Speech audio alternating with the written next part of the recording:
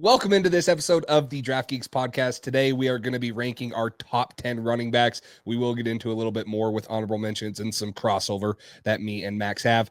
The combine just happened, so there's no better time to get into one of the deepest classes in the NFL draft this year. It's going to be a fun one. This one definitely was tough for me and Max. So without further ado, the Draft Geeks podcast starts right now.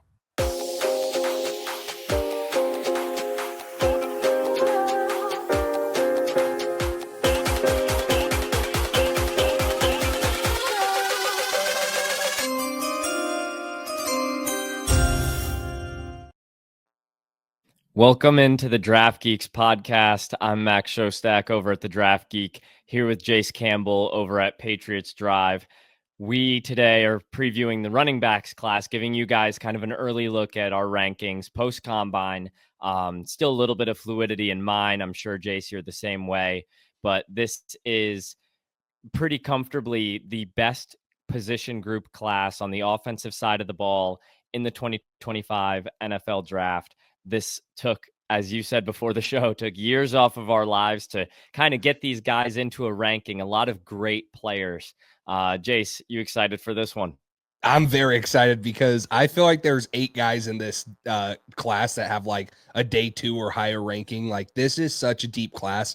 And there's some guys as we get in and we start talking about this that for me are going to be like, holy crap, how are they this low? Some of you guys might think the same thing on both mine or Max's list. So I'm really excited. If you guys are not over on YouTube, if you guys want to see, we have new overlays pulled up that you guys can actually see our rankings. And so if you want to actually see them or refer back to them and not have to memorize them, hop over on YouTube. But whatever platform you guys are on, whether it's Spotify, Apple, YouTube, make sure you guys follow the show, subscribe, like. But yeah, I'm super excited for this one. It's going to be a fun one. Yeah, me too. And, you know, like Jace just said, if you're coming over to YouTube for those graphics, there's that little subscribe button that we wouldn't mind you guys pressing. This class is awesome. And I think before we will pull up the graphics, I think we'll run through a couple of the honorable mentions. I don't think we'll waste any time here because we're going to get to a lot of guys. I know you had 2. I don't know if you want to shout a third one out as well. I'm going to give 3 honorable mentions. And I know there's 2 guys on, we briefly shared lists because I'll make the graphics. I'll send them back to Jace. He puts them in to the website we use. But I'm gonna use 2 of the guys that I don't have in my top 10 and use them as a chance to talk about them later. So those guys won't be in my honorable mentions. You'll have to stick around to see who those guys are.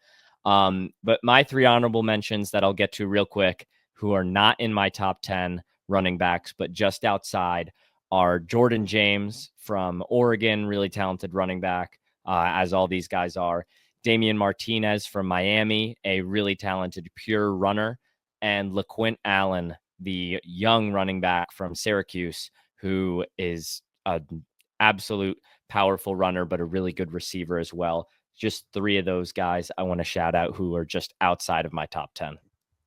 Yeah, and I mean, obviously I watched those 3. I thought that LaQuint Allen was definitely a bigger running back that, in my opinion, fits the mold. He can make people miss. He can run through you. I actually had not, you turned me on to him. Obviously, he's a little bit lower down the list on some people's boards, but you turned me on to him. So I really had an excitement about wanting to watch him. So when I watched him, I was like, this guy's actually really impressive. So he's currently, I mean, if we were to go on my list, he would be running back 14 for me. Okay. So he's just outside of the top 10. And like we said, this is a deep class. Like LaQuint Allen could easily be a late 3rd, early 4th round guy, early day 3 type guy. Very productive in college. The other one that I really like that you mentioned was Jordan James. Oregon's been putting out some running backs. Obviously, Bucky Irving last year was a great one, but this dude, a little bit denser, sturdier build type of guy. He runs super hard behind his pads is what I have. Accelerates really quickly. But the one thing about him, I got to pull up his testing numbers because I don't have them right on me. He didn't run his 40 very well, did he? I don't know. And I kind of wasn't paying that much attention to it because I kind of knew he wasn't going to run a good 40. That's why he's outside the top 10 for me. Because as good of a receiver as he is, just that second level burst speed, that's kind of what he lacks. I think if he had that, we're talking about potentially a guy that threatens the top 7 in this class. But I'll let you pull that up. But these are some fantasy football sleepers to watch for those of you guys who are maybe in dynasty leagues or deeper leagues. I mean, some of these guys that are in the top 10, you're not going to have a chance to pull the trigger on later in your rookie drafts. But a guy like Jordan James, LaQuinn Allen, Damian Martinez, again, these are guys that you want to have on your radar. They may be outside of our top 10s, but this class is, I mean, what, 25, 30 deep with like really talented guys that I think could be low end starters. So it's a ridiculous class. Do you have LaQuince? So 40. So Jordan, sorry, I meant Jordan James is 40. He's a 4.55 guy, and that's what I worried about with Jordan James is he's a good receiver. I just feel like he has a little bit of limitedness to him. Like he's probably more of a, I guess that's kind of what people thought of Bucky Irving coming out of college, though, right? Like, yeah, and he didn't test well at all. Yeah, and so that's what's so hard about it, right? Is like obviously it's all you're testing and you're seeing some of those things, and you got to take it into account. He's similar to one of mine. I'll talk about one of mine real quick. I had Brashad Smith out of SMU as one of my guys. I see both of them very similar that probably are more role specific coming into the NFL, where they're going to be more of a pass catcher right off of the rip.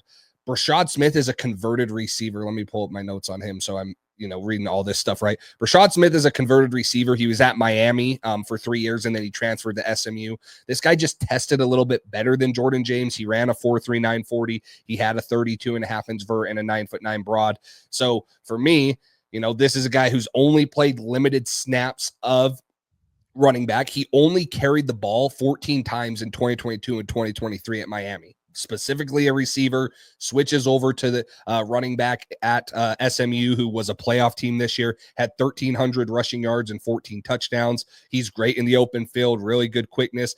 What I love about him is you just need to find a way to get the ball in his hands. And that's kind of why I have him as an honorable mention is I just don't know if as a true running back, Brashad Smith is, able to do it, but he's going to add something to an offense. He's similar in my mind to like an Antonio Gibson coming out where he was more of a receiver, but he's kind of carved out more of a role. So maybe Brashad Smith will get better with more rushing snaps in the NFL or whatever. He's really only carried the ball 200 times because he's a converted receiver. So him and Jordan James, I just feel like maybe carve out more of a role in a different way than some of these other guys, maybe on the pass catching side. But I like Jordan James. I think that he was, very obviously that Oregon offense was very good, and he was a huge part of it, very productive. And even though he didn't test well, Oregon's had some guys come out. So maybe we should stop overlooking Oregon running backs coming out. So yeah, and you mentioned Brashad Smith quickly. Just want to touch on him. I think you talked about those Memphis guys, Antonio Gibson, also guys like Kenneth Gainwell, who's kind of made that profile work, Darrell Henderson Jr., just part of that Memphis pipeline that was really consistent about getting the football into these athletic players' hands in space and letting them create for themselves. And I think that's what Brashad Smith is going to be at the NFL. I think he was actually at the NFL level, he was asked to work out with the wide receivers at the combine.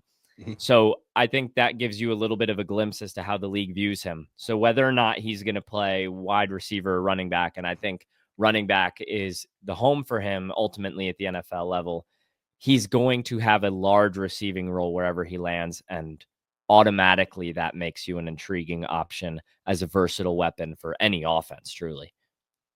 Yeah, and I guess that's the hard part is just where is he going to play? Where is he going to end up?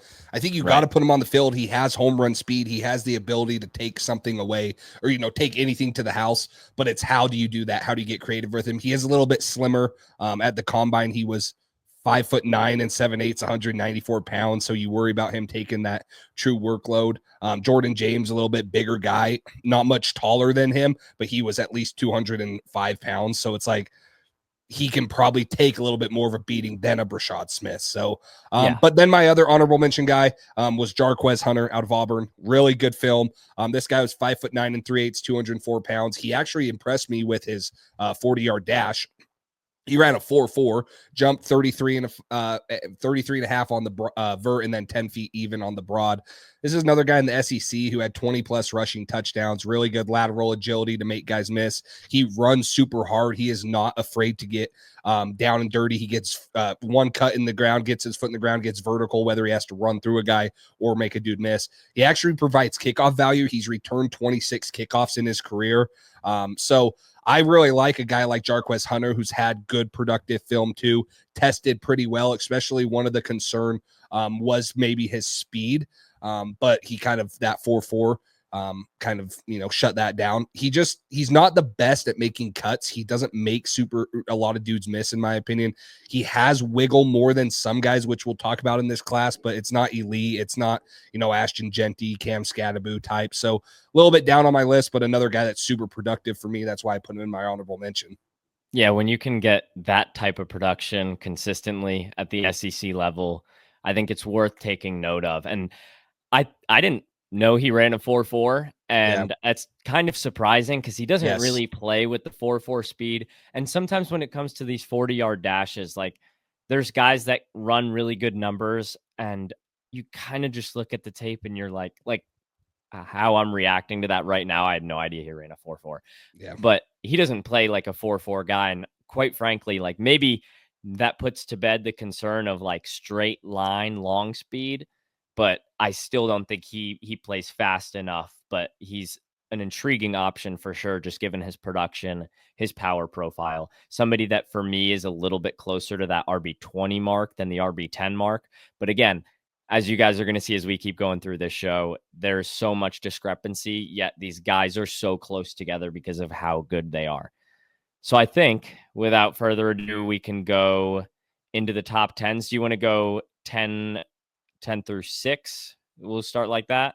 Yeah, we'll start 10 through 6, and then we'll go 5 and maybe we should go 10 through 7, right?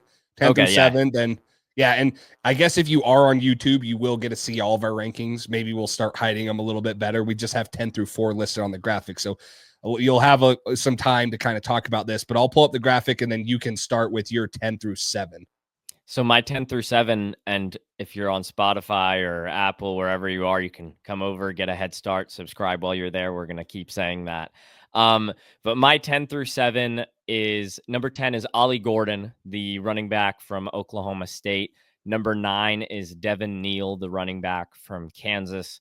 Number 8 is DJ Giddens, the running back from Kansas State.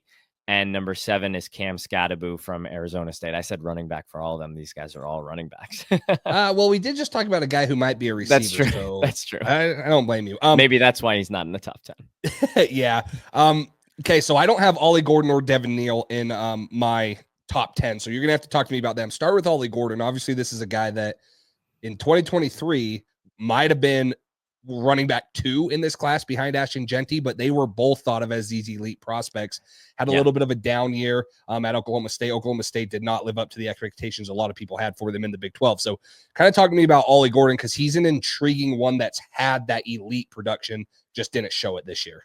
He's had it, and I was shocked not shocked that he didn't produce, because you watch the tape early on in the season, which I did when you see Ollie Gordon, a guy that was profiled as a potential first-round pick, start the season the way he did with that lack of production. I was like, all right, I got to turn on the tape right away.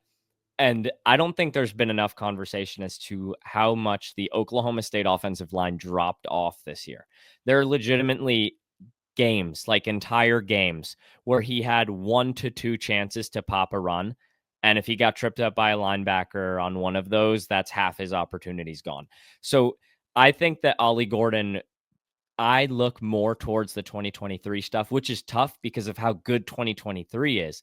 So that's kind of why I land in the middle. Like if you look at just 2024, you're going to be much lower on this guy. If you look at just 2023, I mean, this guy's a top 5 back for you.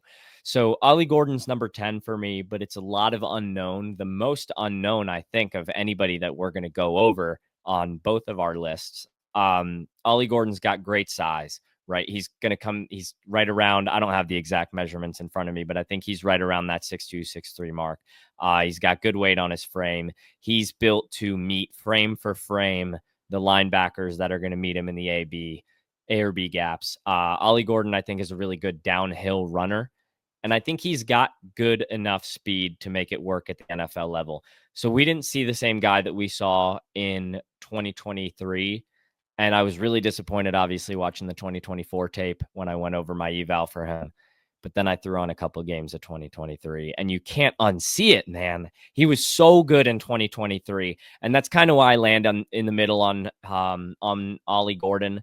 Like Jordan James, obviously, that's my 11th guy. Much better production than him this year, but Ollie Gordon was like in the Heisman conversation in 2023. And that's not just like, we talk about production and, we'll get to it when we talk about tight ends, like Harold Fannin had crazy production.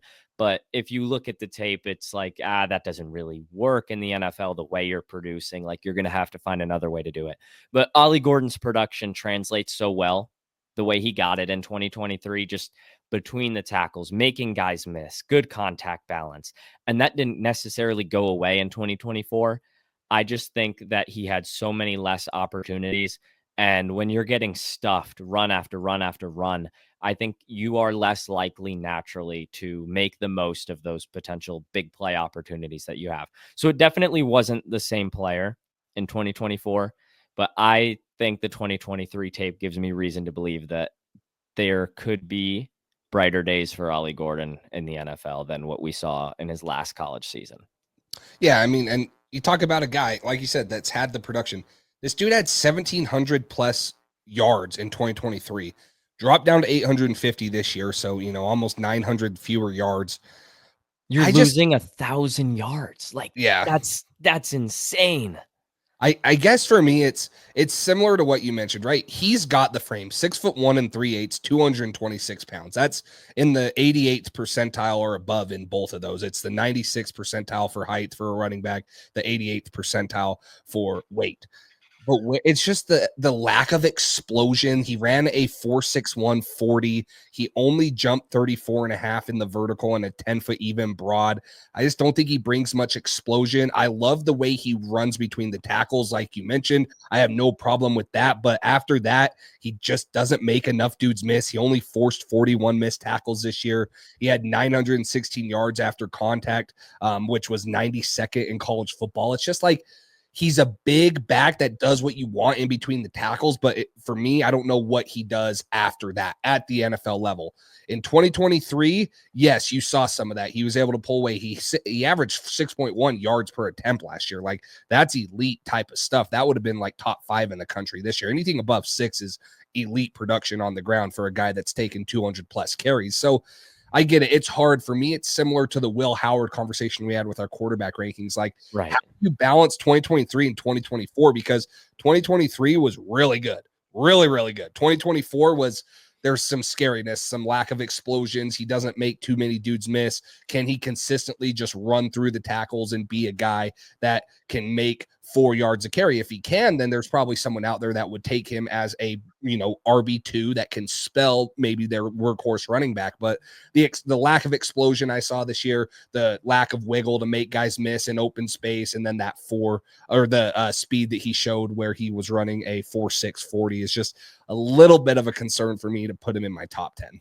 What's the missed tackles force number from 2023 to 2024 for him? Go pull that up. That will take me a minute. Let me find it.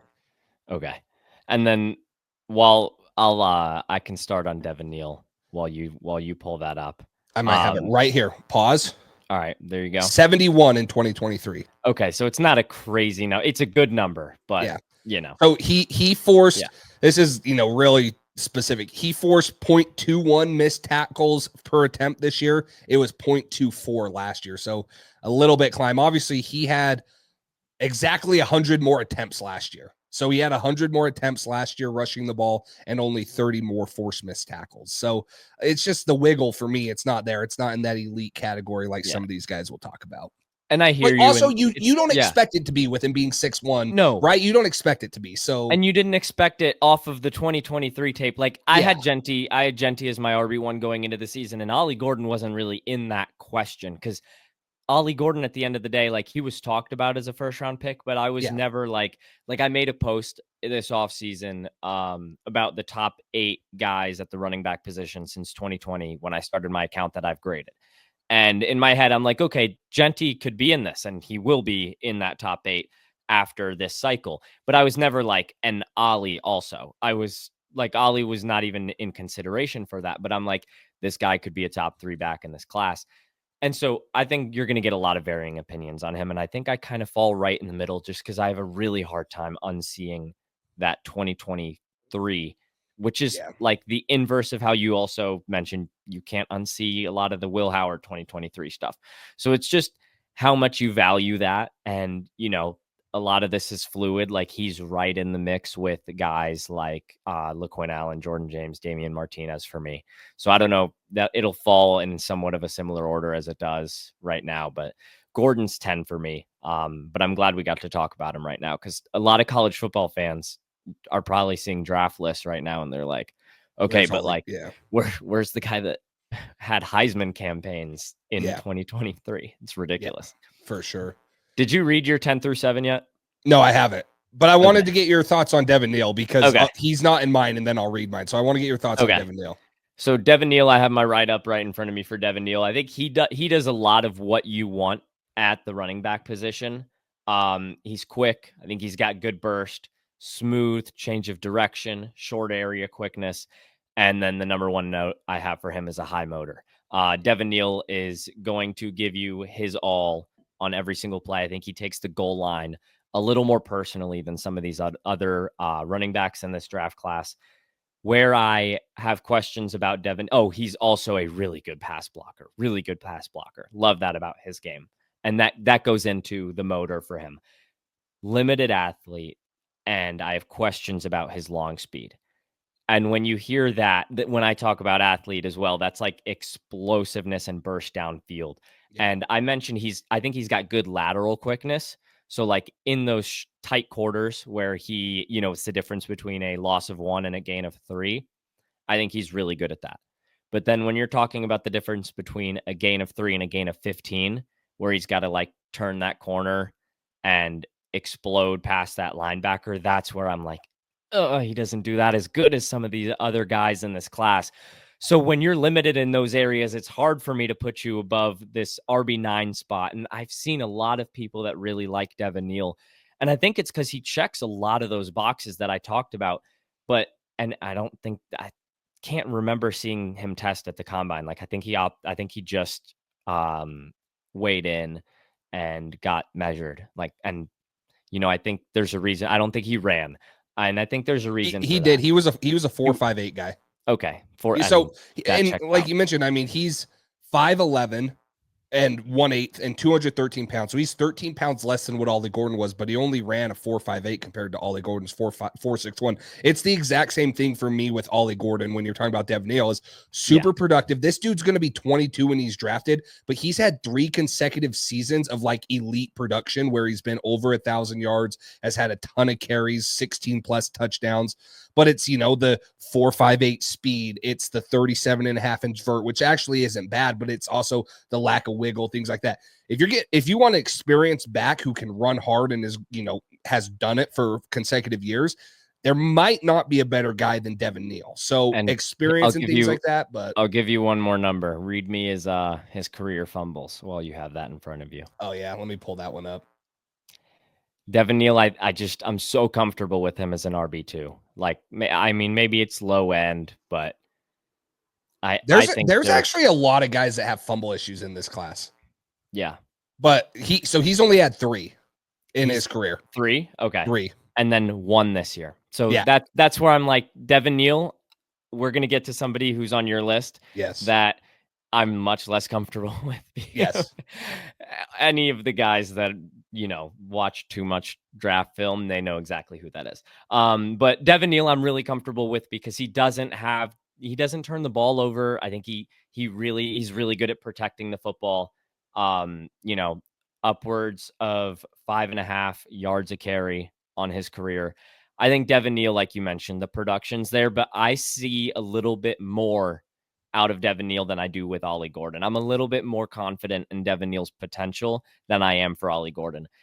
I don't think you're going to get the same ceiling out of him as the next 8 guys that I have. So I was very particular about putting Devin Neal at 9 here because I see, while I think he's close right now to the guy that I have at 8, which is DJ Giddens from Kansas State. I just think there's a little gap in the ceiling between Neal and Giddens because of that limited athleticism. But I'm comfortable with Devin Neal. I think that some team that, you know, just needs an extra body with upside at the running back position. That's yeah. Okay. My 10 through 9 are not on your board. For those of you guys that are on YouTube, you can see. So I'm sure we'll have an extended discussion there. And then my 8 through 7 are going to be higher on your board than what they are on mine. So audio only. Number 10 for me, combine standout, Bashal Tutin out of Virginia Tech. Number 9 is RJ Harvey out of UCF, Central Florida. Number 8 is Dylan Sampson out of Tennessee. And number 7 is Quinshaw Junkins out of Ohio State. Now, that's the one. Well, I mean, looking at your board, we're farther away on Dylan Sampson than we are on Quinshaw Junkins, but that's where I struggle is both of those guys are freaking good running backs, and I would take them in the second or third round in a heartbeat, and I have them sitting at running back 7 and 8. So where do you want me to start? Because I know we'll have talks about Tutin. Start with Bashal Tutin. Why? Because he was a combine standout? And because I referenced something that happens to him too often just a little bit ago. Yeah. He's had 8 fumbles in the last 2 seasons. So that's what you're going to say. I already know. I already have it written down because I knew that one would be coming. It's just tough for a guy that's not so elite that's going to have to try to like carve a rollout for himself. And if you're fumbling, that just doesn't happen. For sure. I mean, and there's a couple guys on here that we'll get into because there's 2 or 3 other guys that I have written down for ball security issues. So, I mean, and that's going to be the biggest thing to take you off the field as a rookie running back. I mean, it's happened with Ramondre Stevenson for me as a Patriot fan. Ramondre Stevenson fumbled the ball, in his first 4 games this year, and he's had fumble issues before, and he was a proven guy. So you'll get taken off the field. But Bashal Tutin for me, I believe I told you to watch him for this episode, right? And then he went off at the combine. Yeah. So, okay, I will say his testing may have put him in my top 10. But there's nothing wrong with that with this position. I've liked Bashal Tutin for a long time.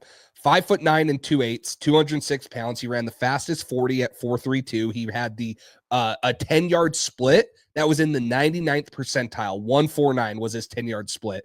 He had a 40.5-inch vert, which was first, and a 10'10" broad, which was tied for second. So, I mean, he was top 2 and 1 in most categories at the NFL Combine, just elite testing numbers. I love how he runs in the open field. He is one of who, in my mind, I think there's 2, possibly 3 home run hitters in this class.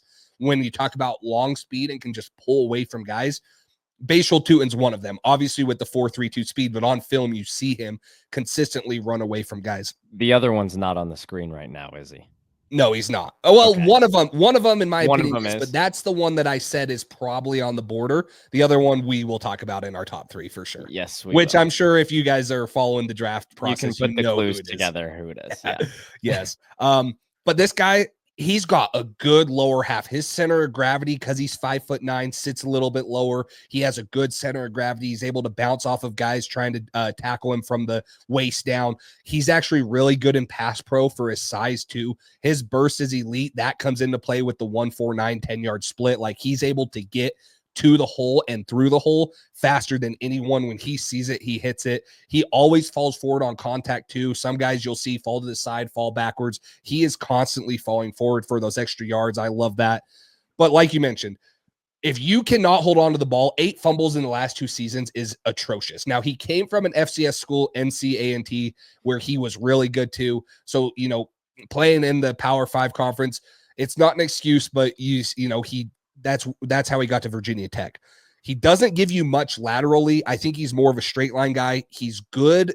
He's able to make guys miss, but again, he's not one of the elite guys that can just consistently juke dudes out of their socks. He lacks great vision. I think that's kind of a weird one, but I like him for his ability to get one cut in vertical and just go and use that 4.32 speed and outrun dudes. Once he sees the hole open, he hits it.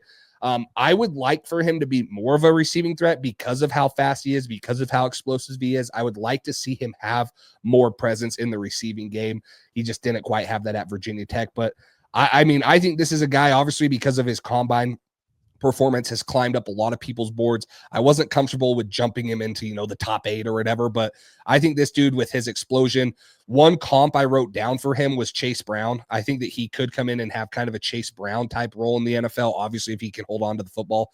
But Chase Brown, has been a very good running back for the Cincinnati Bengals. So if Bashal Tutin can come in and do something similar to that with that speed, I think there's a way for him because he's one of the he's a top 2 guy in this class, home run speed. He's one of the fastest 2 guys with home run speed. So that's going to kind of put him above a lot of guys just because of how fast he can get up to that top speed. He can outrun dudes. He doesn't get caught from behind.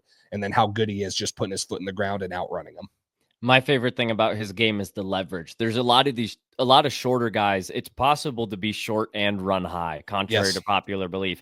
Like, you can be short and take yourself out of the leverage game with, just running straight up, having higher pad level, just in relation to your height. But Bashal Tutin is shorter, but also runs kind of with those shoulders hitched forward, which allows him to fall forward. He propels himself for extra yards. So I think he is a really good pure runner. You mentioned like Brashard Smith earlier, who maybe is less of a natural runner. I think Bashal Tutin is completely the opposite. I think he's an incredibly natural runner.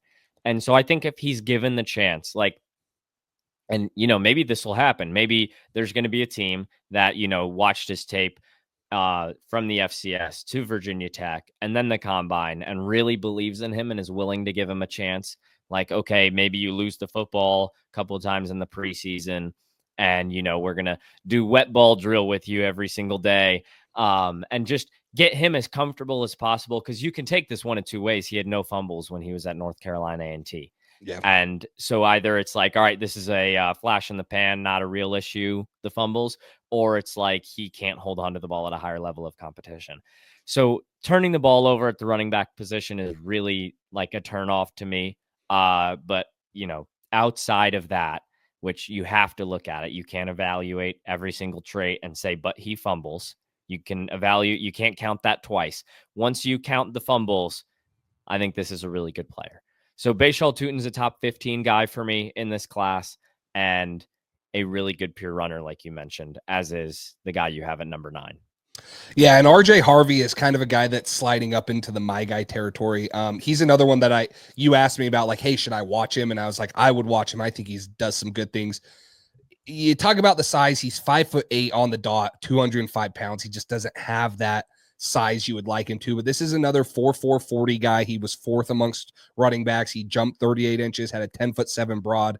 He's had 1,400 rushing yards in 2023 and 2024. He was 2nd in the country behind Ashton Jeanty with 6.8 yards per attempt this year. And he had 32 carries of 15+ yards, which was 2nd behind Ashton Jeanty. A lot of these stats, when we say are 2nd, are, as you can guess, behind Ashton Jeanty. They're first, except for a guy that had a freaking incredible season. But the number 1 earthling this year in college football. Yes. The other guy that's above all of them is not from this planet. He's literally not even from America. So you can't even, we don't even know. He might have an alien birth certificate. He's just Italian football. Yes. With his military parents, which crazy. is awesome. But no, RJ Harvey for me is a smart running back. He sets up his blocks. He hits the hole once he sees it. He has the ability to make holes on his own. He can squirm through, whether it's a linebacker or a D tackle eating up the gap. He's able to squirm through there. He has a good burst. He's hard to tackle one-on-one. Another guy that sits lower to the ground, has that low center of gravity, can make guys bounce off of him. His top end speed was one of his concerns, but 4.4 is good speed. That's good enough. Obviously it's good enough. It was 4th amongst running backs, but that should not be a concern for most guys. Because he's 5'8", he's not going to give you much into the pass protection game. So you probably need to take him off the field on 3rd downs unless you're going to get him involved in the pass catching game. He's an older running back. He's 24 years old, so he is one of the oldest prospects in college football in general coming out this year. So that's one reason I probably don't have him higher and maybe would even consider not having him in the top 10, is because he is just older than most people, and at the running back position, that seems to factor in more than most positions. So that's a little bit of a concern there. he tries to bounce runs too much. That's one thing I wrote. For how good he is at finding the hole and letting it set up, he consistently wants to bounce it outside of the tackles, which I'm fine with because it worked, but also in the NFL, just a different level of speed. It's not going to consistently work. And then, like I mentioned, he's not an ideal size. I thought this guy was an Austin Eckler type guy without the pass catching ability.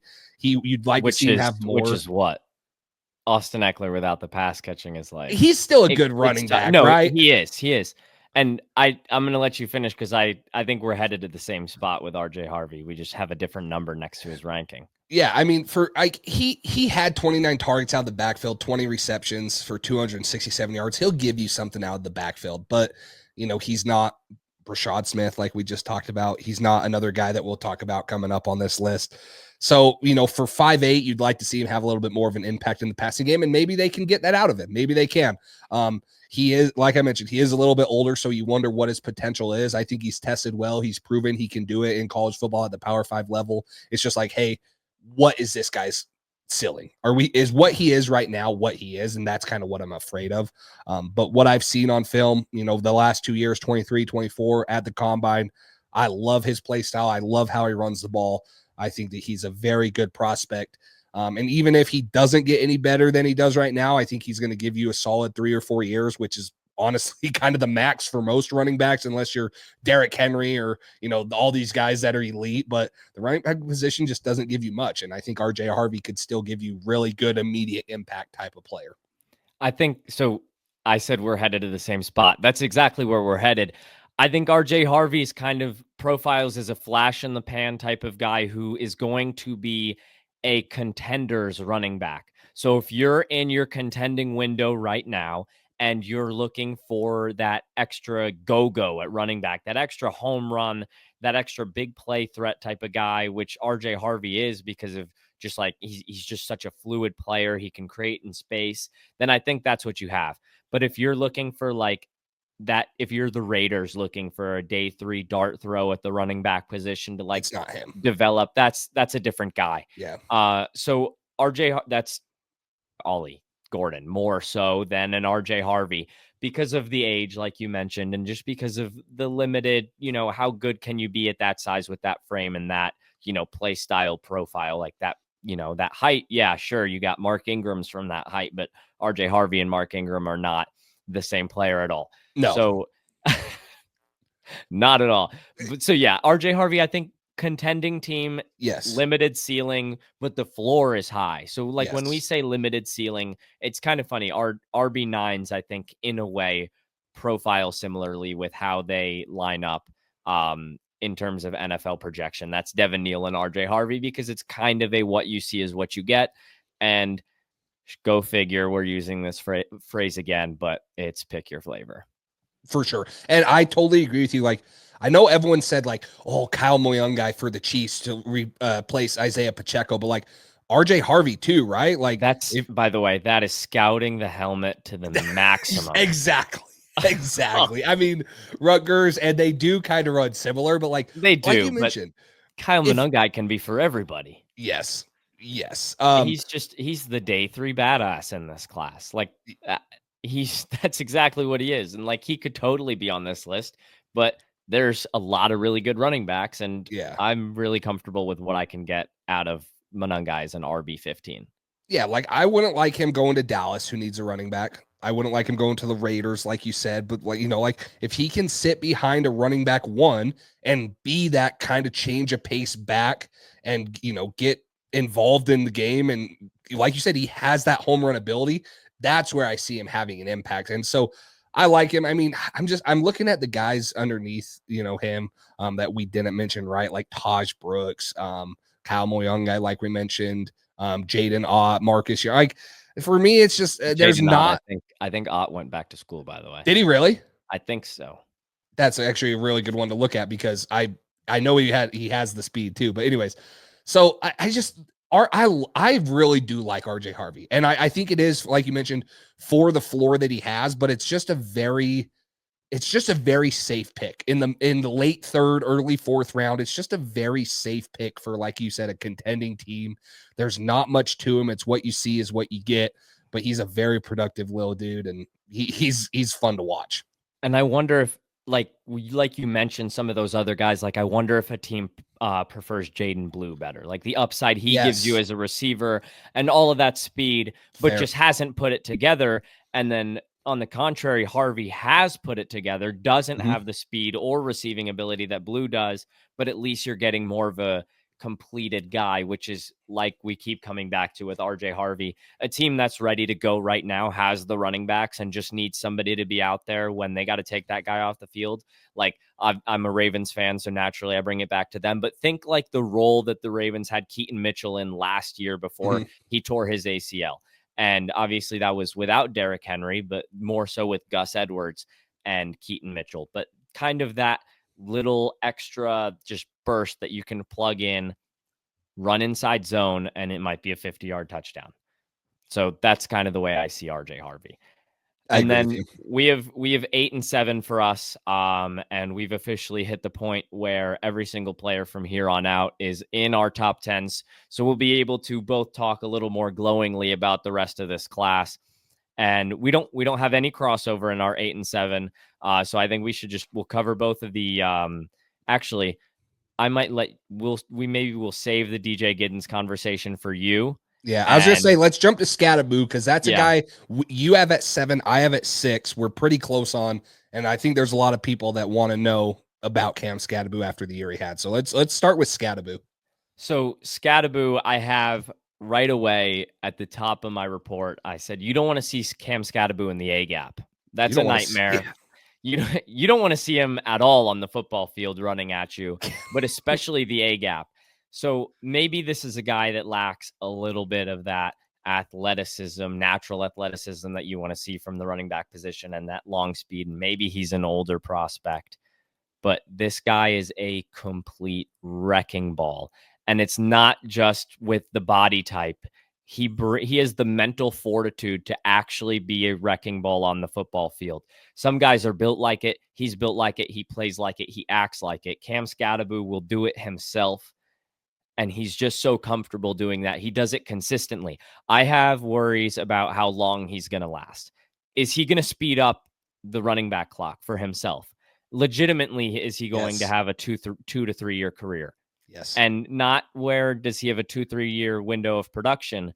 No, I mean, is he retiring at age 26? That's part of the scouting report that is emphasized more with a guy like Cam Scattaboo than anyone else. But we'll yes, get to some more of the positives with him. He brings his all into every rep, tremendous power. I think he's got good patience, contact balance, runs a legit route tree, real receiving yes, upside with Cam Scattaboo. Physical pass protector. Again, I have another note. Gets caught lowering his head into about 60% of pass protection reps. So the longevity is tough. Doesn't have great long speed. Not the best short area quickness, but a bulldozer, man. And if you want this guy to be your 1B, I'm not comfortable with him as a 1A. yeah. But if you want this guy to similar to the guy I have at 6, and the people on YouTube can see who that is, we'll save it for the listeners. But Cam Scattaboo, similar to the guy that I have at 6, is a knuckles type of running back to somebody else's Sonic, and just longevity. It's tough. And like you mentioned, I feel like every game he plays, like someone on the defense, or maybe it's the whole defense, said something bad about his mom, and that he's just there to punish him. He tested explosive, right? He did not run any, 40 or anything. He jumped 39.5, which was tied for second on his vertical, 10'3" broad. This is a guy that, like we mentioned, he's a little bit older, so he has multiple years of production. He was really good at Sacramento State, the Big Sky Offensive Player of the Year in Shout 2022. out. I've actually played when I shouldn't say play. I've coached and scouted, put together scouting reports for this guy when we played them in the Big Sky Conference. He was a pain. Okay. He is not easy to scout for because, like you mentioned, he has elite contact balance. You can't game plan for him. It's like, hey, no matter how many bodies we throw at him, if we do not wrap up, grab whatever we have to do, he is not going down. His contact balance is incredible. He runs through tackles. He makes dude miss. He can do it all. He's super slithery. He finds holes. There's times where you're like, oh man, this is a 0-yard gain. Somehow Cam Scattaboo gets out of there, or he's dragging a guy for 4 yards. He does it all in his way. He's a physical runner. Like you mentioned, I don't think there's a route he can't run. This dude had a passing touchdown, a receiving touchdown, and multiple rushing touchdowns. He had 21 of them to be exact. But, he also had the third most yards after contact, 1,200 plus. That was behind Amarian Hampton and Ashton Jeanty. Obviously, he forced 103 missed tackles. That goes into, hey, he can run you over. He can make you miss. Like another reason too, kind of like you said, I forget who it was that you mentioned. It was, sorry, let me pull up your list again.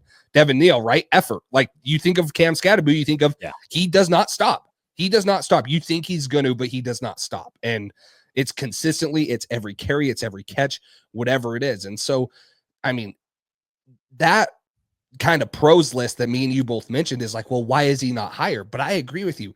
He didn't run. I wanted to see what he was going to run his 40, and he gets chased down from behind, which, probably because he's so dang tired after every run. The amount of energy it looks like he's giving after or during every run is just astronomical. He's older. He's already 23. So same as RJ Harvey, like we talked about, he's a little bit older. And my last one that I said is, can his style of running hold up? Just like you mentioned, like he is so physical and he's already 23 years old. He's taken a beating with the amount of times he's carried the ball this year, the last couple of years at ASU and Sacramento State. I agree with you. Can his style of running hold up in a bigger, physical, faster NFL? That's my question. I don't think he's a running back one, like you said. I think you hit it nail on the head. I would love to have him as a 1B type guy that can come in and do, some things short yards, goal line. If you need a yard or two, I'm putting Cam Scadaboo in. He's getting it. He's not getting stopped. And then the last note I had, like we talked about with Bashal too, and Cam Scadaboo has 10 career fumbles. 4 of them were this year. He had 4 last year at Arizona State. His running style might force more fumbles because he's constantly fighting for extra yards, but also he has a fumble issue. So those are some of my concerns.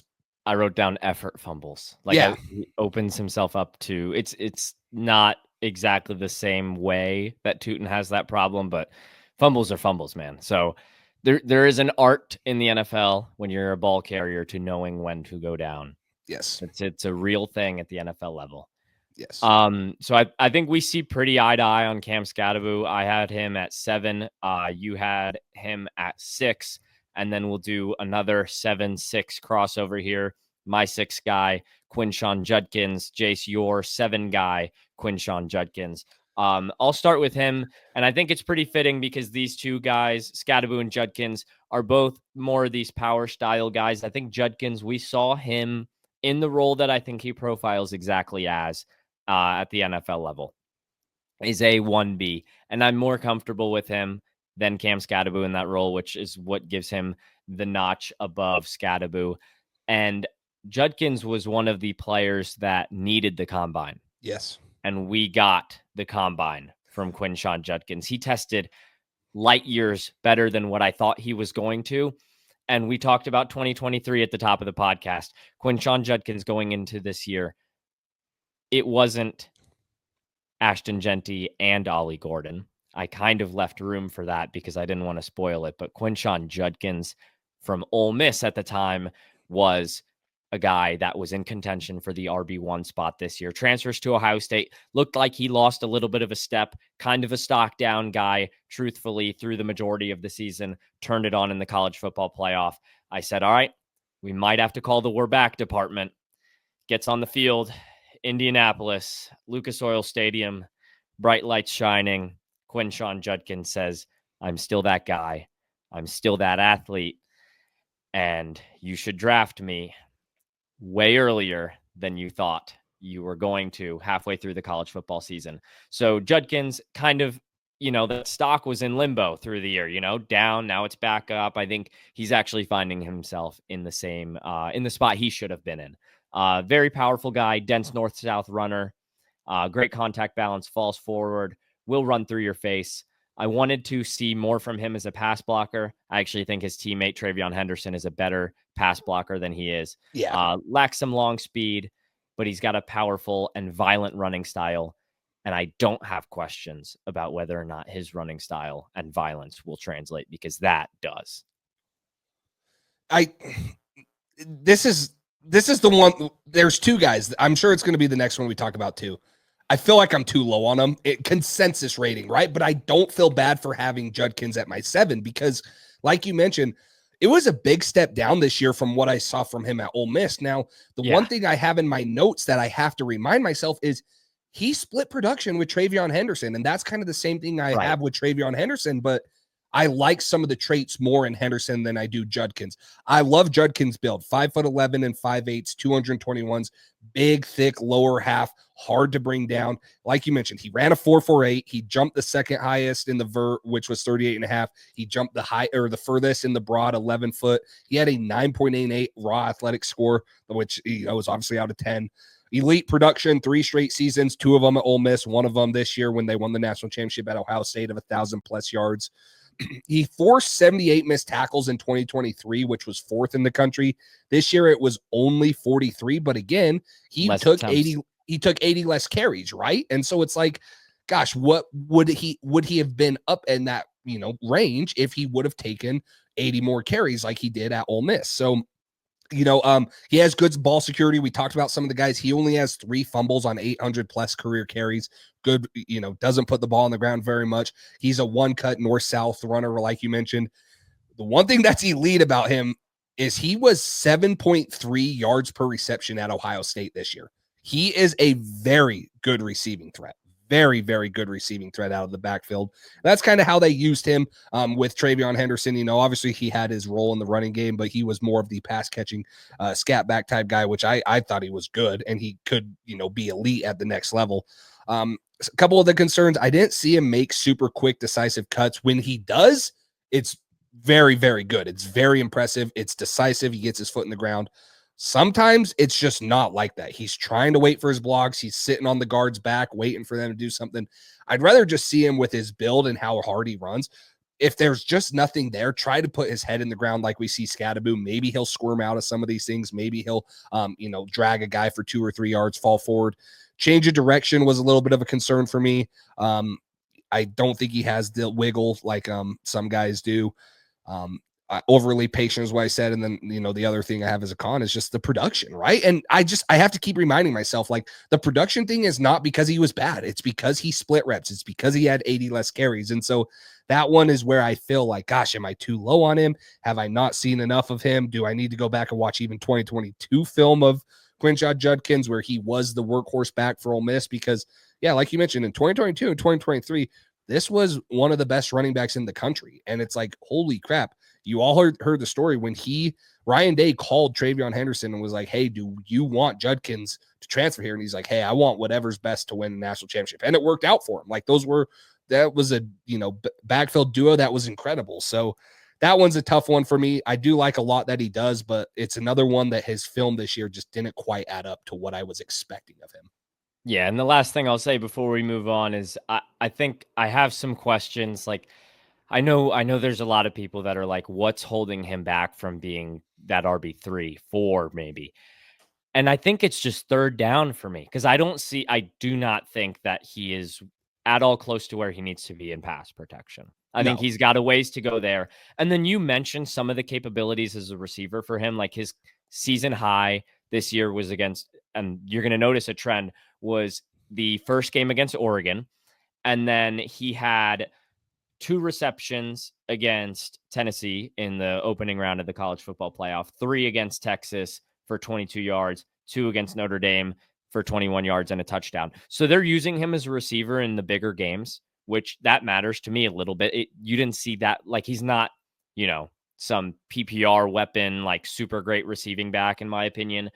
But I think he's capable out of the backfield, which at least gives me some hope for him on third downs. Yeah. And then I guess while we're down here at the 6th spot, I'll go ahead and read my 5-4. 5 for me is Dylan Sampson from Tennessee. Your 8, who I think we'll talk about next, and then Caleb Johnson is my 4 from Iowa. Yeah, I'll jump in and talk about Dylan Sampson because that's probably the biggest split we have looking at. There's one more that's about equal, but Dylan Sampson at 5 for you. He's at 8 for me.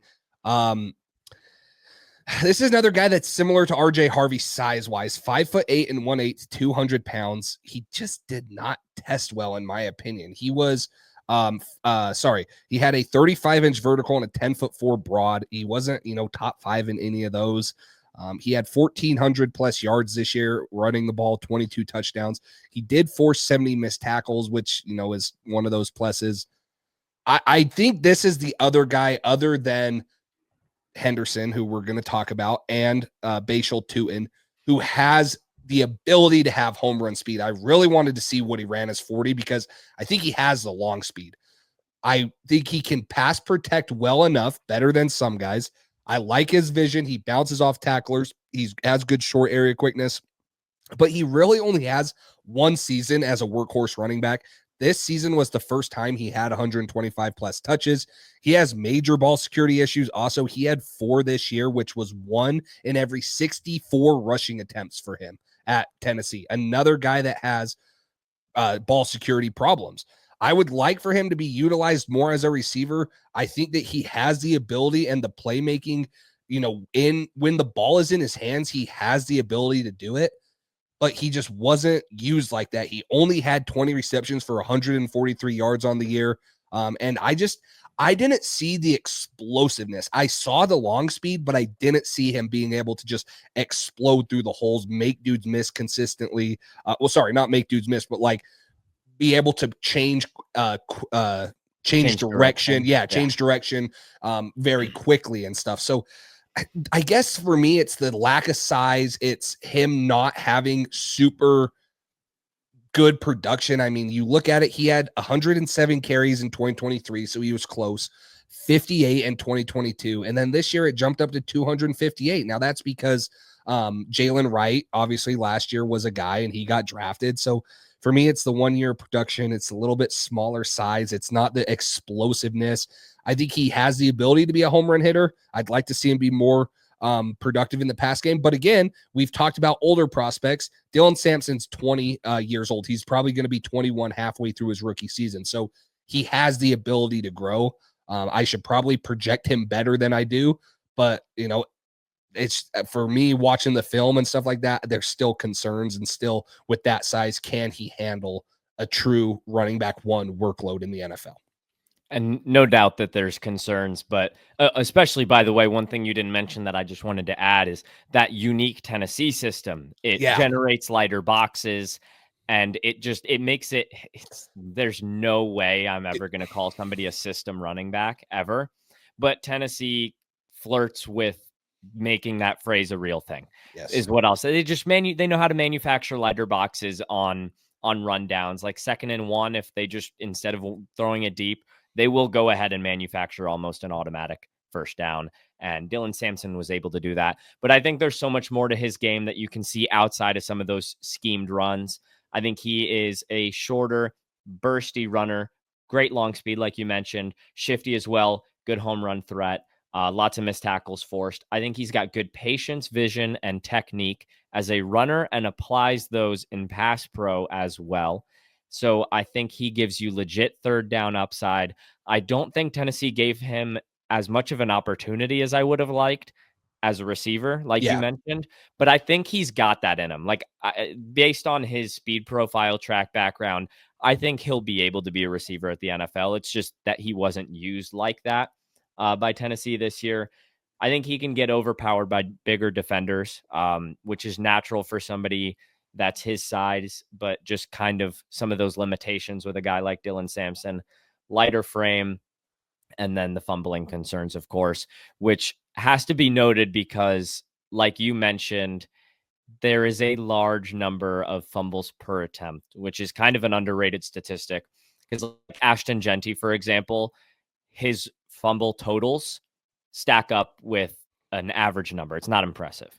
And then you look at the amount of carries and you're like, well, obviously he's going to fumble a couple times because he's being fed. So Dylan Sampson, that's kind of where he stands for me. The fumbling concerns might hold him back for some people, but I'm in on that speed profile, that age, and that pass protector, especially because I think he's got 3 down upside. So that's what makes him a top 5 back for me. And I think really just looking at it from a zoomed out perspective, the top 6 is the guys that I'm like, I would be comfortable with these top 6 at some point being an RB1, maybe not right out of the gates, but Dylan Sampson kind of has that RB1 profile that I would look for, but a little bit of a ways to go. And maybe he'll struggle against some of the heavier boxes in the NFL, but I liked what he did against Georgia this year, particularly. So I'm comfortable with Dylan Sampson in my top 5. Yeah, and I hope he runs at his pro day. I really think he could Me too. I think he could beat Bashal Tutin's 4.32, or he'll be close to it. He'll be really close to Bashal Tutin's 4.32. This dude ran a 10.48 100-meter dash in high school. That is freaking fast. Like, obviously, I think the world record's like 9.9. So, but 10.48 in high school as a senior is really good. I know what I ran as a senior, and it's not close. I ran an 11-1 think I was like with a running start. I think I was like 10.3. But they started it once I got to the 50-meter mark. Okay, so there you go. They gave me a 50-meter head start. So he's like half a second better than me with a running start. There you go for reference. But no, I mean, I agree with you. I see the 3-down potential, and I see the home run speed. I want to see him run so we get that true number, but he has the numbers like from high school and stuff to have that elite 4.3 speed. I agree. I think that it's hard for me. It's similar to, I think, the conversation we'll have with Trey Harris at the receiver position is that Ole Miss system for receivers is very easy. The Tennessee system is very easy, and you can't knock him for it because he did take advantage of it. But when you got bigger Jalen Wright, right? Yeah. Exactly. And we'll see how that turns out, right? Well, I saw Dylan Sampson as kind of a Raheem Mostert type guy. He has that track speed. He's able to hit a home run. Once a team incorporates him in the pass game, I think he will become lethal. So I definitely see that.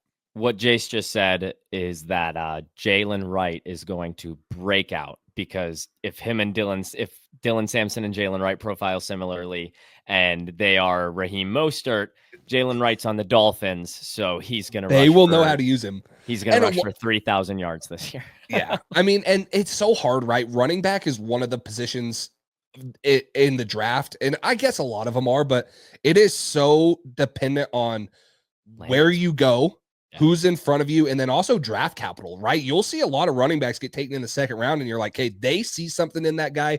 That dude's going to be an immediate impact dude. And so I'm excited to see if a team does see Dylan Sampson as one of those guys that can, hey, we should take him in the second, and we can make this guy into a home run hitter. So I agree with you there. And then moving on from Dylan Sampson to another really fun running back, my RB8. And you mentioned you felt bad about where you had some of these guys. Hand up, he is my RB8. But DJ Giddens at RB8 for me feels wrong, because I told Jace, I was like, I'm in love with DJ Giddens. This is my guy.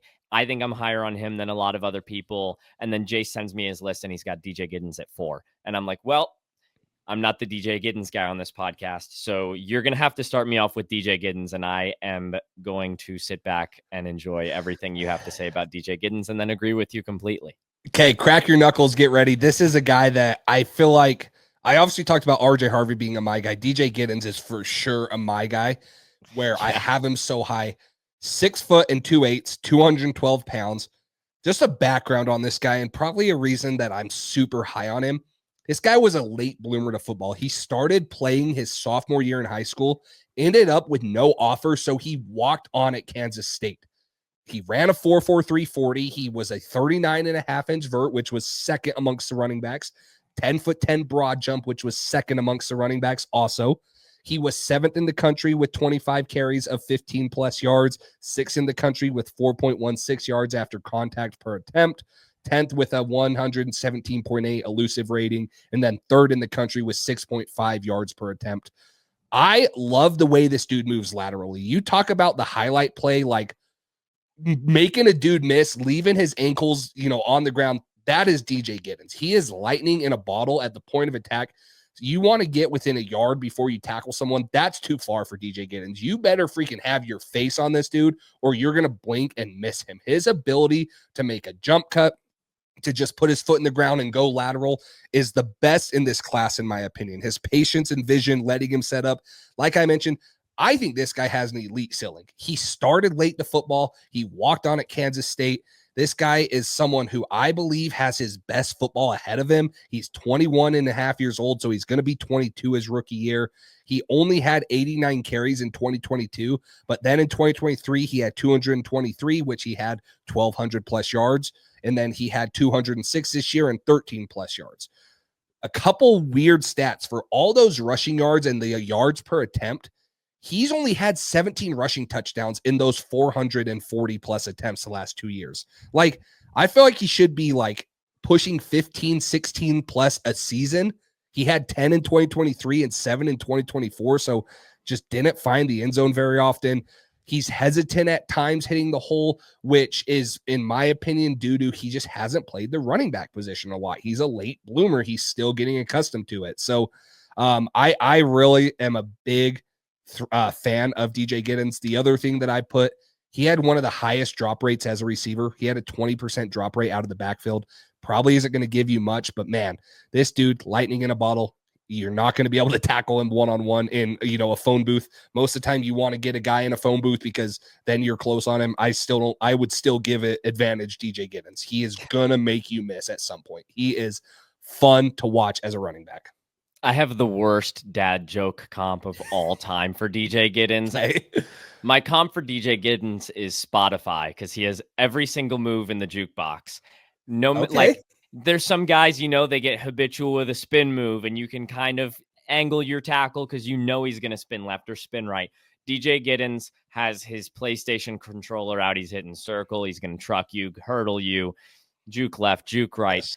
DJ Giddens, like you mentioned, I don't have to reiterate everything you said, but just make you miss in a phone booth, make you miss in half of a phone booth. He's got great elusiveness, gets skinny in tight gaps. He's a patient runner, super fluid hips, which obviously comes with, you don't get to have that elusiveness without fluid hips. Good vision, contact balance, lateral agility. He was used as a true receiving threat. I think Kansas State actually believes in him and believed in him as a really good receiving threat. And he's got 5 drops, like eye-popping yips kind of drops, not easy drops through contact, yes. Swing pass hits you in the hands, you're busy looking upfield. So I almost wonder if that's going to go away. Truly, I almost wonder if that's not going to be a problem. I wonder if once DJ Giddens sees his bank account after he gets drafted and realizes he's getting paid to do this thing, he's going to stop dropping the ball, because I really do think those are a lot of mental drops, concentration drops. I have less of a problem with that with running backs than I do receivers. And then I think somebody needs to tell him touchdowns are worth 6 points, because for as good as this guy is, it's a different running back on the 2-yard line than he is on his own 48 or something. It's right there. And I just think sometimes, like you mentioned, he gets a little hesitant. And I wonder if, like you mentioned, he's new to the position and he knows more of his game is that lateral agility, make you miss type of guy, and just needs to be coached into not doing that at the goal line, because he just needs to run straight. Let his offensive line do the work, fall forward. You have the frame to do it. And so I think DJ Giddens is somebody that, we talked about draft capital, is somebody that could be drafted at lower draft capital and produce like he's drafted at higher draft capital. Because like we're both alluding to, his best football is still ahead of him. I think when it's all said and done, he's going to be higher than RB8 for me. I don't know if I'm going to have him at 4 where you do, but I'm really glad that I am co-hosting a podcast with somebody that does have him at 4. Let's go. I'm like I said, I think the upside is where he may be the guy of the podcast. That's early indicator that DJ Giddens may be the Draft Geeks podcast, my pod guy. Yeah. We'll figure out a name for it. I like that though. But I pulled up his film. I pulled up PFF Ultimate, right? And I think I watched out of his first 10 snaps, obviously I filtered it, key plays, and then, I get more lane game. Yeah. Well, just his first 10 snaps that I watched, at least 5 of them, there was a dude on the ground and he made him look silly. And I was like, it was the Braxton Miller spin move. Whoa, you have to jump back. And it was half of the time it's like that. It is so fun to watch him. I love how he moves laterally, how he makes guys miss. And so, yeah, I have him at RB4. He's up there for me. I really am a big fan of DJ Giddens. We're just waiting on the reverse hurdle from DJ Giddens. Yes. Give it to us. He's going to go sideways hurdle. He's going to do one up. Upside or maybe he'll do a front flip over him. Yeah, I bet he can. Yeah. So your RB4 to my RB4. Mine's more boring. It's a little more consensus. I have Caleb Johnson. You have him at 5. So we're going from some bigger discrepancies to somebody that I'm guessing we see pretty eye to eye. Caleb Johnson is a bigger running back, right around, I don't know exactly what he measured at the combine. He was 6'1", 224. Okay, so I was going to say 6 foot 225. Great. I'm an inch and a pound off. Yes. So he had no fumbles this year. That's where I'm going to kick this off. And I think he is one of, outside of the alien, so maybe arguably the best pure runner in this draft class. Outside zone guy, I'm going to hit that right off the bat. He is going to have to be in an outside zone scheme, which is fine. It's just going to allow for Caleb Johnson to be in the best fit for him. I think if you're in a man blocking scheme, you're not going to take him.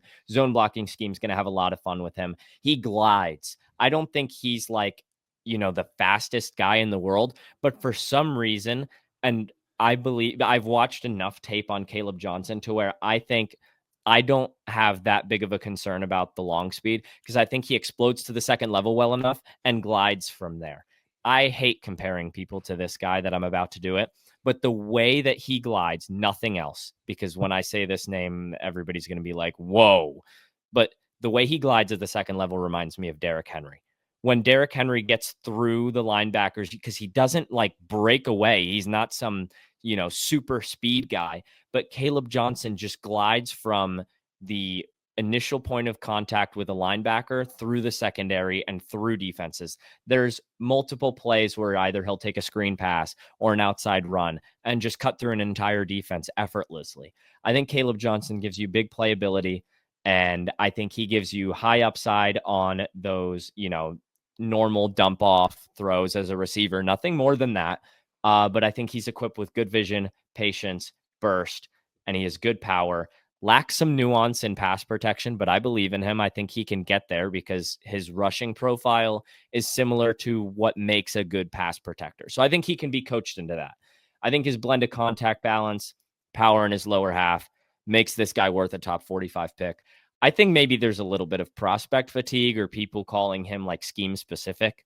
But for me, I just think he's going to get a great landing spot because he is a little bit scheme specific. And I'm a Caleb Johnson believer for those reasons. No, I agree with you. It's funny. I wrote down the same thing about outside zone. I feel like it's because he takes a little bit longer to get up to speed. So he ran a 4.57. His 10-yard split was not good. It was a 1.61. But when he's running outside zone, he can build up his speed. And then, like you mentioned, once he hits the line of scrimmage or wherever it is his cut, he's up to speed. He glides very easily. He had 1,500 yards. Like? In the worst way, who does that sound like? Derrick Henry. Sounds like it's stupid. It's a horrible comp, but what has Derrick Henry done? Come on, man. Exactly. Caleb Johnson's not going to be much. But no, I mean, he had the 6th most yards after contact with over 1,000.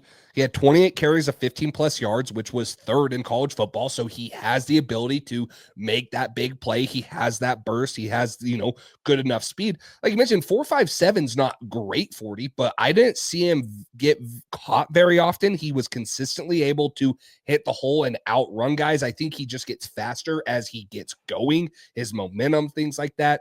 I think he's a very good short yardage goal line type guy too. He has good contact balance. He runs downhill. I really like this guy. I comped him more to James Conner because I like how he runs. I think James Conner runs a little bit harder than Caleb Johnson. So it's hard. Like James Conner is a powerful physical runner. I'm not saying Caleb Johnson isn't, but I really like that comparison. He was 6'1" on the dot. James Conner was 6'1" and half.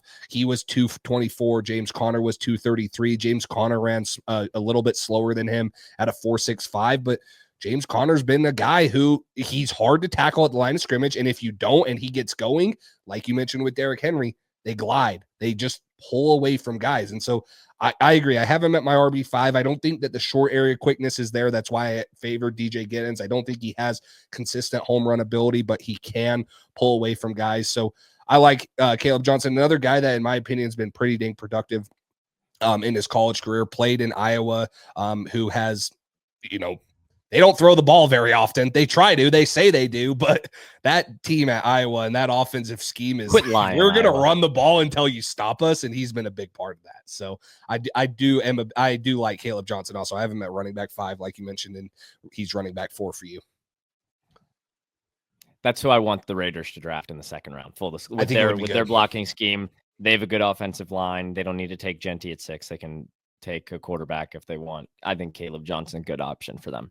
So Top three time. And if you've been counting at home, we have the same top three. Will they be in order? Same order? We'll find out. But I guess we're gonna test out the new graphics in live action. And there it is for those of you watching. We share an RB3. It is TreVeyon Henderson, the running back out of Ohio State, who is a home run hitter, as we've alluded to multiple times. As you can see on the screen, 7.1 yards per carry this year, which is an eye-popping number. Had a great PFF run grade, over 91. The speed immediately jumps off the tape. You have to watch a couple of plays before you write down speed. And it's home run speed, not just like, oh, good in short area. No, it's all around really good speed. He's an instinctive, twitched up back. I think he blends speed and vision very well. He's one of the best pass protectors in this class. I put the best one. The best? Okay. I personally think he's the. And it's him and Devin Neal for me. I really liked what Devin Neal was able to do as a pass protector. And TreVeyon Henderson, I think because of how good of a running back he is and the ceiling, I think you can just say he is, because of the best backs, he's the best pass blocking back. And that gives him instant third down ability, instant RB1 ability. So TreVeyon Henderson, we're going to have a conversation when I'm done reading this. Could be a really quick one. He's also a reliable receiver out of the backfield. You have injury questions. He's had multiple season-ending injuries. It's worth noting, but if he can stay healthy, I think he can be an NFL RB1 for years to come. Does he have a chance to be a first-round pick? I do not think so. I really only believe that Ashton Jeanty and Omarion Hampton are first-round picks. I think TreVeyon Henderson is another guy that, if he stays healthy, I would like to see him in a Raiders uniform, or I would like to see him maybe Bears. The Chargers. Yeah, the Bears, if the Bears don't take Jeanty or someone like. I think if he has the ability to stay healthy, people forget this guy was a 1,200-yard rusher his true freshman season at Ohio State. Then he had a foot injury his sophomore and junior year, and so he just has not quite been on the field as much as you would like. He only played in 8 games in 2022, 10 in 2023, and then he played in 16 this year. So, he's there. Another guy whose production is just a little bit down because he was splitting time with Quinshaw Judkins, but he ran a 4.43. I honestly thought it would be faster, but on what for me, why I say he's a home run hitter, he doesn't get caught. The Oregon game, he doesn't. Guys don't even gain ground on him. He pulls away from them. After 40, 50 yards, he's pulling away from defenders. Guys can't take angles to catch him. He has that game speed, which obviously kind of is the most important thing. Tested very well. He had a 35.5-inch vertical. He had a 10'8" broad. Like you mentioned, he is the guy other than Bashal Tutin and possibly Dylan Sampson, who I believe are the home run hitters of this class. It just comes down to, can he stay healthy? Can he be a running back one that has that workhorse? He's never had more than 200 carries the last 3 seasons at Ohio State, and that's my concern right there. If he can answer that, I think he is undoubtedly a number 1 running back in the NFL. I think that he can for sure do that, especially like you mentioned, his pass pro ability will put him on the field for all 3 downs instantaneously if he's healthy. You need to be confident in year 2 if you're drafting TreVeyon Henderson. I cannot stress that enough about any front office that is, potentially going to draft him. He can't be the one man in your backfield. But if you're confident in year 2, if you can give Henderson, the breaks he needs, not because he has an endurance problem or anything, just because of the health concerns. You want to keep this guy healthy because of how explosive he is. And that makes him a top 3 running back for both of us.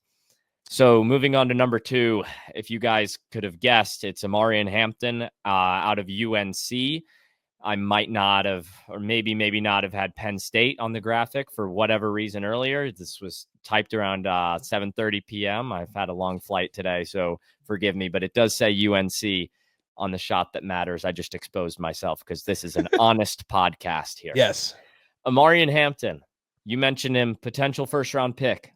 Free agency will clear up where that fits in, but I'm in line with you. I think when it's all said and done, I'm going to give myself a little leeway here, but I think he's going to be a top 35 pick. So I'm not going to guarantee you that I think he's going to be a first-round pick, but I think he goes in the top 35. Patient runner, excellent tackle breaker, next-level vision, agility, explosiveness, and he's got enough production and productive snaps, in my opinion, as a pass blocker to be a 3-down back. Not the best. I would like him to improve in that aspect, but I think he can do it. He's got a little bit of the lead with your head tendencies that Cam Scatterbo does, not at all to the same concerning level, but I would like to see that perhaps be coached out of him. I think that can happen in no time. No stranger to heavy workload, so he can be a workhorse for you. And I think if he continues to make strides, like I mentioned, as a pass protector, this is a legit player. And he just only loses some money because he's in the same class as an alien. That's about it. We'll keep saying that. Maybe he should be running back 1 and Ashton Genty's just running back 0. Yeah, you're running back 0. We're not even going to count you. But no, I mean, you talk about power. Like, this is Omarion Hampton is a powerful running back, 5'11", 3/4, 221 pounds, explosive as all can be. He had the 4th most carries of 15 plus yards. Big, thick lower half running back, downhill runner, another guy you do not want to meet in the A gap. If you have the opportunity to tackle him and you're squaring him up, similar to Scatterbo, they are powerful and they are going to run through you.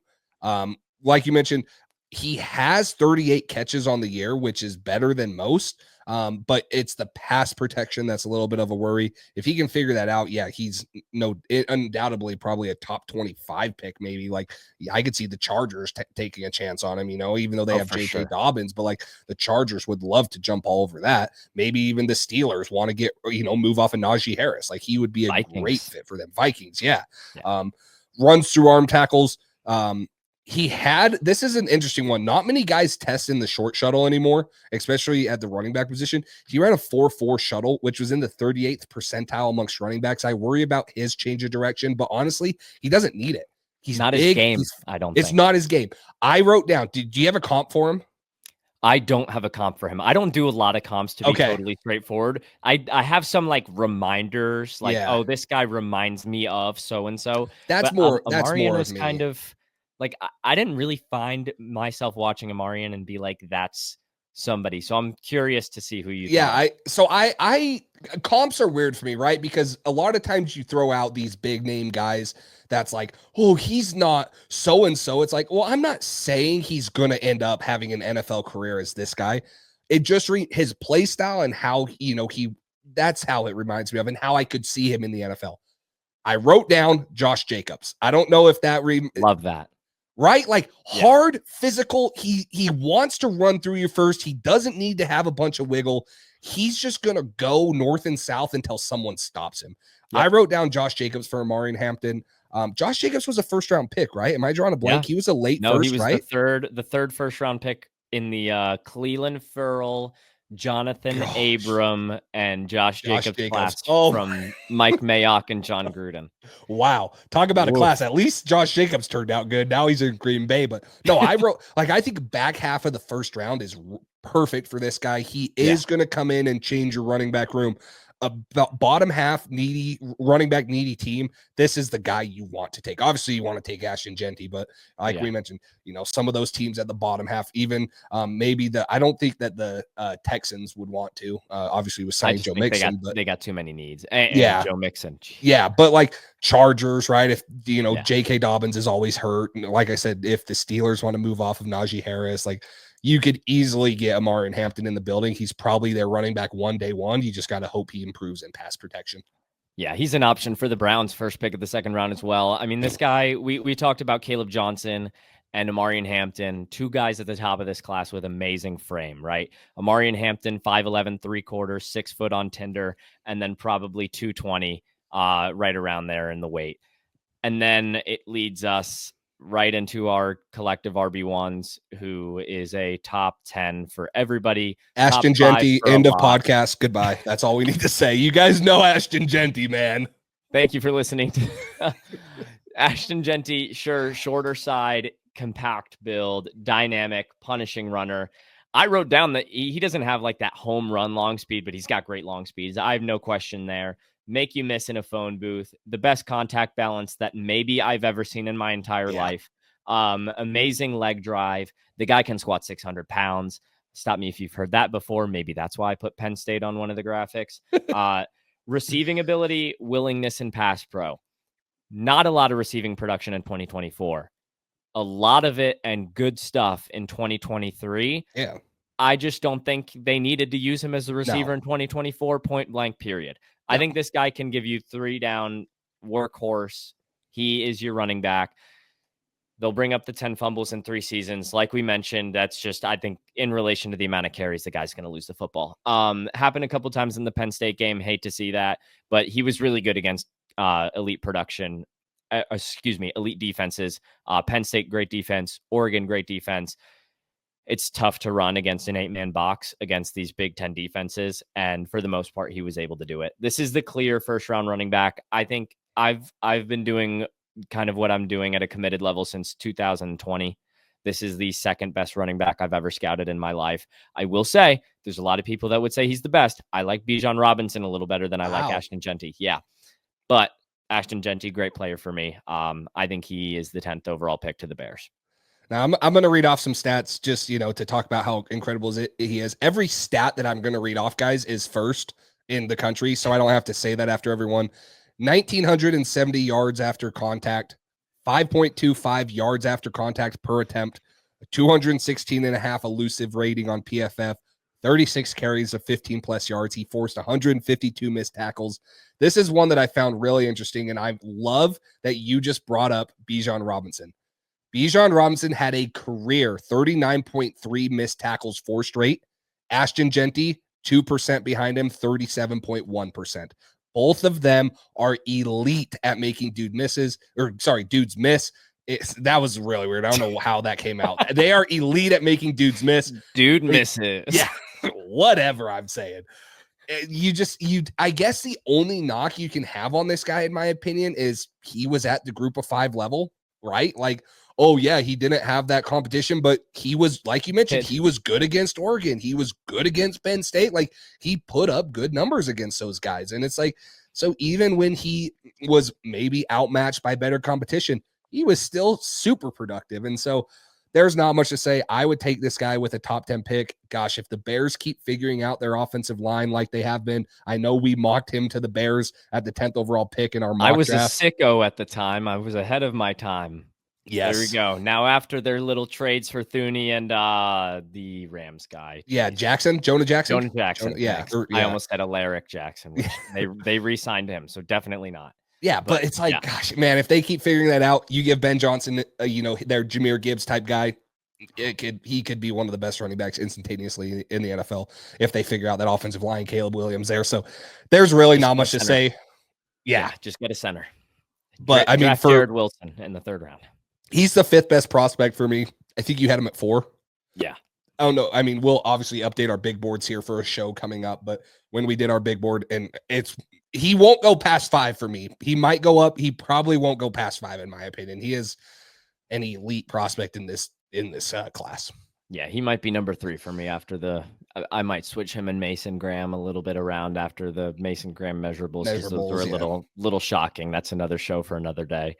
But Ashton Jeanty, do you still have the numbers in front of you? Because I want you to read one back just for anybody that might not have heard the yards after contact number. This isn't yards on the season. That's the number on your screen, 2,601. Yards after contact, meaning after the running back was touched by somebody in a different jersey, was 1,970.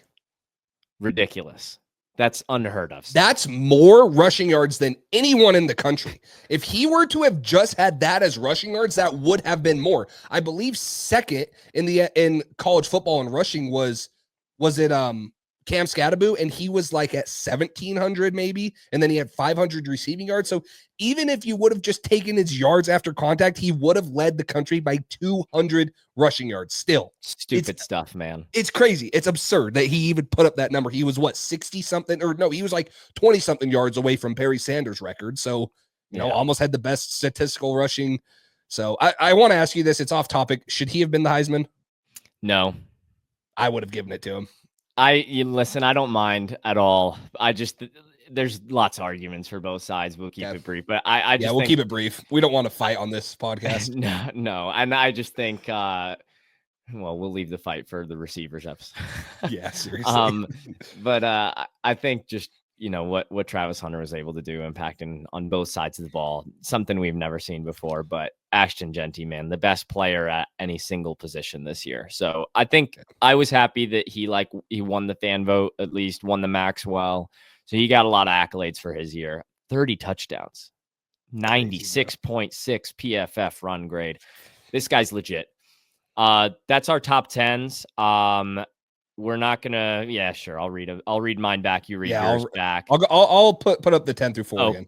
There we go. There we go. So 10 through 4 for me. We gave our honorable mentions at the top. If you missed those, you missed those.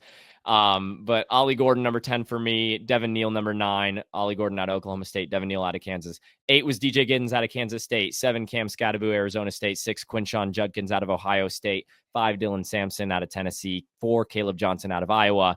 And then 3, 2, 1 for both of us was Travion Henderson, Ohio State. Amarian Hampton, North Carolina, and 1, Ashton Jeanty from Boise State. And then you had 10 for me was Bashal Tootin out of Virginia Tech. 9 was RJ Harvey out of UCF. 8 was Dylan Sampson out of Tennessee. 7, Quinshawn Judkins, Ohio State. 6, Cam Scatterbo, Arizona State. 5, Caleb Johnson, Iowa. 4, DJ Giddens, Kansas State. And then, like Max mentioned, Henderson, Hampton, and Jeanty, same as him for 3, 2, 1. So lots of variation other than, the top 3. But, I think that's what's so hard about. And there's going to be a couple other positions, right? I imagine interior defensive line, super deep, edge is deep. There's a lot of very, different opinions on the receiver room. So we'll have more like this. I was actually surprised we had the top 3 the same. Me too. But it was a good conversation, man. This is a deep class. And I mean it when I said it. Like, I told Max I was going to get my 10 through or my 1 through 10 to him last night.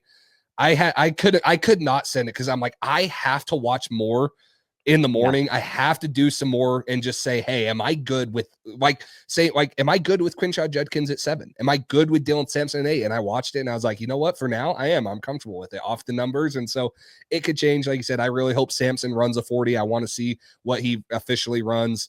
Move some of those guys around, but this is a deep class and it's exciting. There's a lot of guys that I have day 2 or higher grades on. Yeah, there's a lot of tier breaks in this class. Like I referred to one between my 9 and 8, like Devin Neal, DJ Giddens, based off of ceilings. But inside of those tiers, man, everything is so fluid. I'd imagine it's the same for NFL front offices. These guys are going to be drafted in tons of different orders based on who succeeds behind what blocking schemes, who's got health problems, who doesn't, who's an explosive guy, who's a power guy. So this is a really diverse class. I mentioned at the top, it's like 25 to 30 guys deep.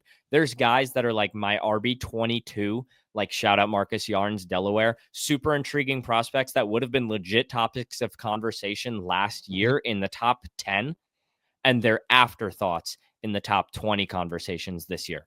So this running back class, deepest conversation, that we'll have of any position group on the offensive side of the ball. You have any closing thoughts before we wrap it up?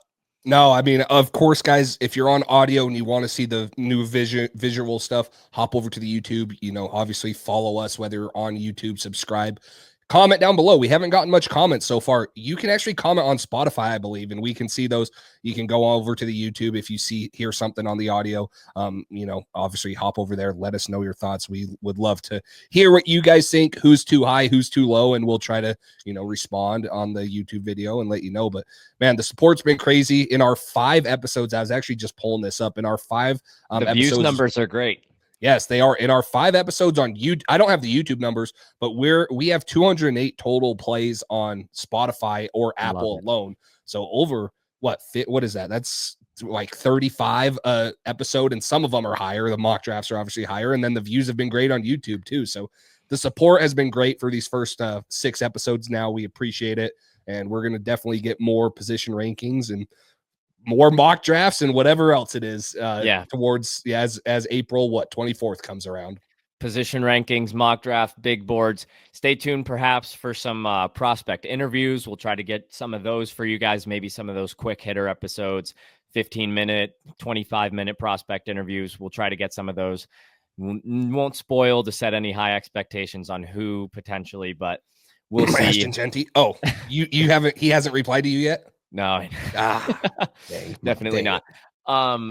You wish, but We let all us wish. know. Yeah, we do. Let us know who your guys' top 3 are, especially if you differ from us. Maybe you have Caleb Johnson in there, somebody else, Quinshon Judkins. Let me know why I'm too low on DJ Giddens and why I need to have him higher than Jace. Maybe he needs to be in my top 3. But in all seriousness, guys, thank you guys for listening. We really appreciate the support. Make sure you subscribe, like, all of that stuff, whatever you're doing on the platform you listen to. We would all appreciate if you guys got over to YouTube, subscribed, even if that's not your preferred podcast platform. That little subscribe button goes a long way. We will be back with you soon, I think, with perhaps a big board or another positional review. If you don't follow me on Instagram, that's where you'll get to potentially pick a lot of the next episodes. But for Jace Campbell, I'm Max Showstack signing off from the NFL Draft Geeks podcast. Thank you guys for listening.